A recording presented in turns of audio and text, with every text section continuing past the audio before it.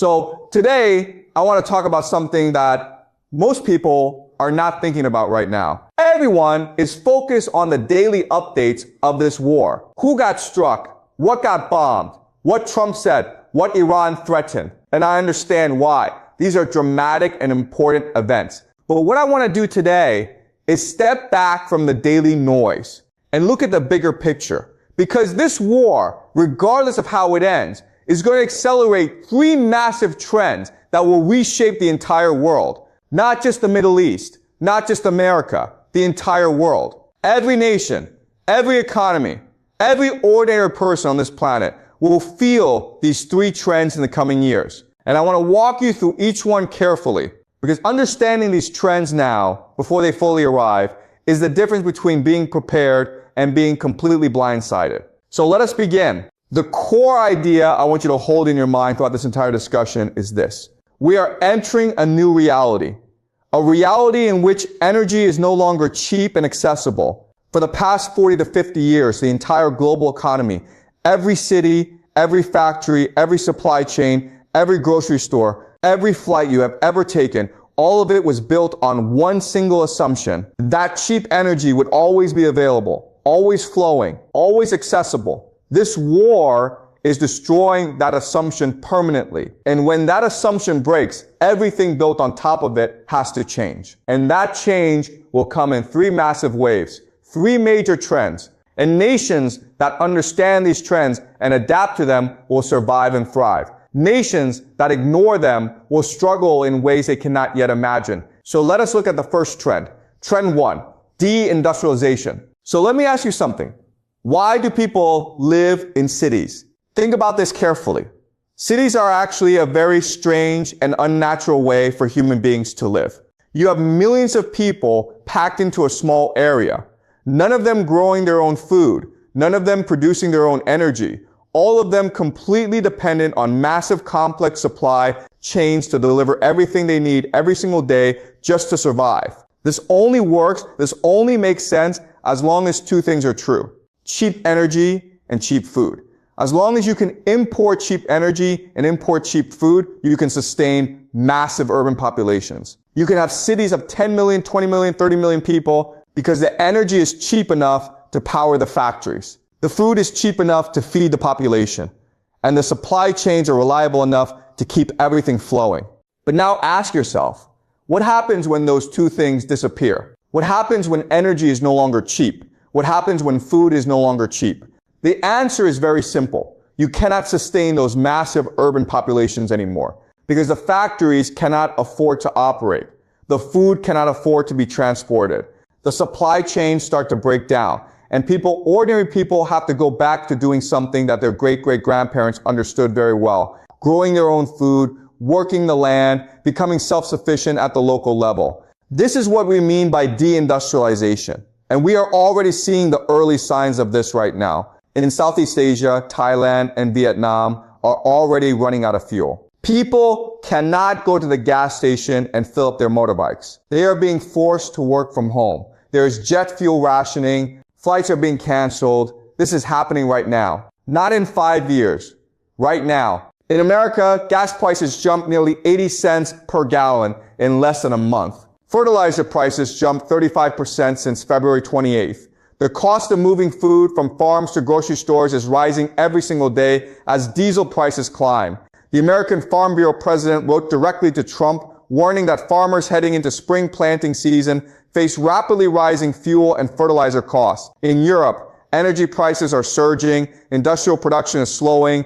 Germany, the industrial heart of Europe, is already facing the reality that its manufacturing model, which depends entirely on cheap imported energy, is under severe threat. This is deindustrialization beginning. It will not happen overnight, but it will happen.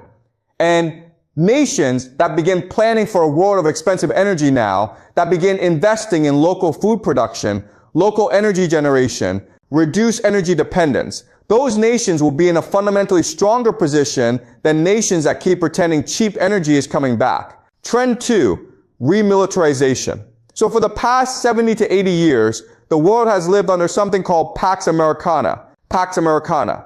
What this means is very simple. America, through its overwhelming military power, essentially guaranteed global peace. It was the policeman of the world. It maintained order. It prevented nations from going to war against each other. Think about what that actually meant in practice. Japan, after World War II, was completely demilitarized. It had no army to speak of, no offensive military capability, because it did not need one. America guaranteed its safety. Germany, same thing. After World War II, no significant military, because America was there. America would protect them. South Korea, sitting 30 minutes from North Korean artillery, able to function as a normal nation, because American forces were stationed there as a permanent deterrent. And even between nations that have tremendous historical hostility toward each other, America stepped in as the referee. Just recently, Trump brokered a ceasefire between India and Pakistan, two nuclear-armed nations with deep historical grievances, because America still had enough authority and credibility to say, stop. And both sides listened. But now, something fundamental is changing. America has been in this war for 20 days. Over 7,000 strikes on Iran, 13 American soldiers dead, $12 billion spent. And what is the result? The Strait of Hormuz is still closed. Iran is still fighting. There is no clear end game, no victory in sight, and the world is watching. Every nation on earth is watching America struggle against Iran, a nation with no aircraft carriers, no stealth fighters, no global military network, and drawing conclusions. The conclusion they are drawing is this. If America, the most powerful military in human history, is struggling this badly against Iran, then maybe America cannot actually protect us anymore. Maybe the guarantee is no longer reliable. Maybe we need to protect ourselves. And once nations start thinking that way, the world changes permanently. Japan is already talking about the most significant military expansion in its post-World War II history. Defense budget increases, new missile capabilities, new strategic partnerships. South Korea is accelerating its own military development. Poland has built one of the largest armies in Europe. Finland and Sweden joined NATO. Germany is discussing mandatory military service again for the first time in decades. This is remilitarization. And it's not just about armies and weapons. It is about a fundamental shift in how nations see the world. For 80 years, nations could afford to focus entirely on economic development, on trade, on growth, on prosperity, because America handled security. That era is ending. And now every nation has to allocate significant resources to its own defense. Resources that previously went to hospitals, schools, infrastructure, economic development. The world is becoming a more dangerous place, not because human nature changed, but because the policeman is leaving the beat. Trend 3, mercantilism. So this third trend is the one that will most directly impact the global economy as we know it today. And to understand it, I need to explain what the current global economy is actually built on. For the past 40 or 50 years, the entire global economy has been built on one simple idea, free trade. Every nation does what it does best and trades with everyone else for everything else. China manufactures, Saudi Arabia produces oil, Japan makes electronics, America provides the financial system, and as long as global trade was safe and cheap, this worked beautifully. But this war has revealed something deeply unsettling about this model. It is extraordinarily fragile. One war, one closed strait, and suddenly Japan, which imports 75% of its oil from the GCC, is facing an existential energy crisis. Germany, which built its entire industrial model on cheap imported energy, is facing deindustrialization. South Korea, Taiwan, Vietnam, Thailand, all of them suddenly exposed as deeply vulnerable to disruptions in global supply chains they have absolutely no control over. And so nations are now drawing a very logical conclusion. We cannot keep depending on global supply chains that can be disrupted by a single war in a single region. We need to build our own independent, self-sufficient supply chains.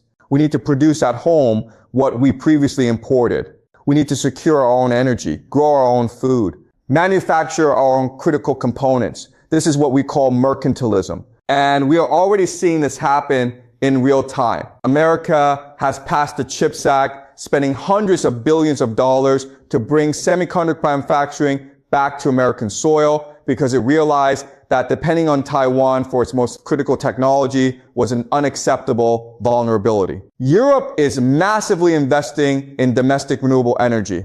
Not just for environmental reasons, but for energy security reasons. Because it never wants to be held hostage by a foreign energy supplier again. India is pursuing a strategy it calls Make in India, deliberately building domestic manufacturing capacity to reduce dependence on Chinese supply chains. But here's a crucial point. Not every nation is equally positioned to make this transition. America is actually in a very strong position.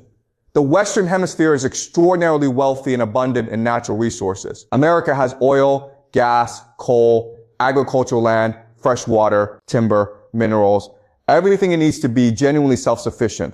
If global trade breaks down completely, America can survive. It will be uncomfortable, but it can survive.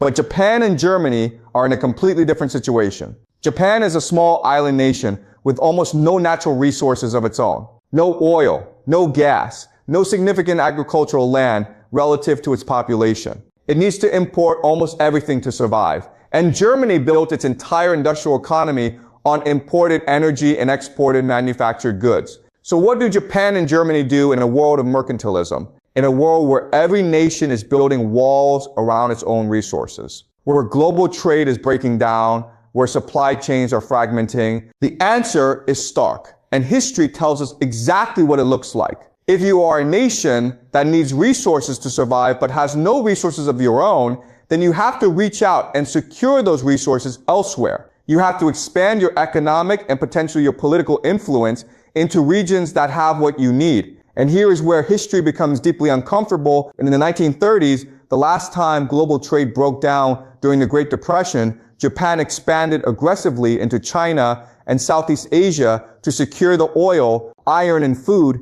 it could no longer import cheaply. Germany expanded into Eastern Europe to secure the agricultural land and resources its economy needed. These are uncomfortable historical comparisons, but they are the ones that matter most when we are trying to understand where this trend leads. History does not repeat exactly, but it rhymes. And right now, it is rhyming very loudly. So let us bring all three trends together. Cities shrink as cheap energy disappears and people move back toward local food production and self-sufficiency. That is deindustrialization. Nations rearm themselves as American military protection becomes unreliable and every nation has to guarantee its own security. That is remilitarization. Global free trade breaks down as nations build walls around their resources and supply chains fragment into regional blocks. That is mercantilism. These three trends are not predictions about a distant future. They are already beginning right now, today. The fuel shortages in Southeast Asia, the military budget increases across Europe and Asia, the reshoring of manufacturing in America, the energy security investments across Europe, all of it is already happening. This war did not create these trends. They were already developing slowly beneath the surface. But this war has massively accelerated them. Like a match dropped into a room full of gas. The gas was already there. The war just lit the match. And here's what I want you to take away from this. The world you grew up in, the world of cheap flights, cheap food, cheap manufactured goods, global supply chains, American military protection, that world is ending. Not overnight, but it is ending. And a new world is emerging in its place. A world of expensive energy, independent supply chains, armed nations protecting their own interests. The nations and the people who understand this transition and prepare for it now will be in a fundamentally stronger position than those who wait and hope things go back to normal. Because they are not going back to normal. This is the world this war is creating. And we all have to start thinking about how to navigate it. Subscribe for more analysis of this conflict and its global consequences explained in simple English. And tell me in the comments, which of these three trends do you think will impact your country the most? Deindustrialization, remilitarization, or mercantilism? I will see you next time.